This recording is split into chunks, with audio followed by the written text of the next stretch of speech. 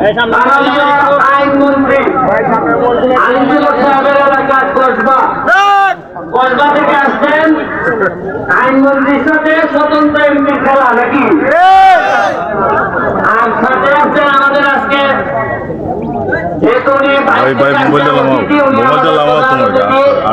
আমাদের যে নবীনগর উপজেলা ব্রাহ্মণবাড়িয়ার নবীনগর উপজেলার কৃতি সন্তান, তিনি এবারের একজন এমপি ক্যান্ডিডেট ছিলেন ব্যারিস্টার জাকির ভাই।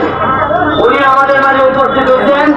ওনার এলাকায় আমি দুইবার গিয়ে ফুটবল খেলে আসছি আমরা। একবার উনি জিতছেন, একবার উনি হারছেন, আর তিনবার মনে দুইবার। আজকে রেজাল্টটা কি হয় বুঝি না, তবে এদের প্লেয়ারদের লক্ষণ দেখা দেখেছে এরা একটু তাজা মনে বেশি। কারণ আইনমন্ত্রীর এলাকা তো, আইনমন্ত্রীর এলাকা আছে এরা হৃষ্টপুষ্ট। স্বতন্ত্র এমপি আর আগে যে এমপি আছে আমরা মিলে খাওয়াইছি যেটা, কিন্তু ওইটা না খাই দিচ্ছে একটা হয়েছে বেশি। তার কারণে আমার চেয়ারে অত আমি বাড়াইতে পারছি না।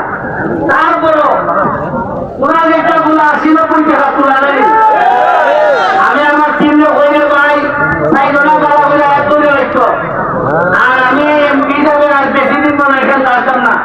ইদিন আমার তা তো ভেঙে রেখে সামান্য নাকি এমন গরিব আছে এরপরে তার বাংলায় যারা দিনের বাবা কিনা তার খেয়াল লেগে দিচ্ছে তোমার যেমন এই বাবা আমি দিতে আসতাম না।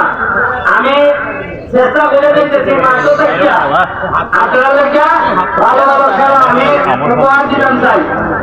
আমি এখানে আছে আমাদের জাপানি মালিক ভাই লোকে আমার আপন ভাই বুঝেই পারবে। এই একটা মাত্র লোক যে কোনো ব্যাপারে মানছে মনে করে এমপি করে গেলে কিছু মিলবো, আর আমি মনে করি মালিক ভাইয়ের কাছে গেলে কিছু মিলবো।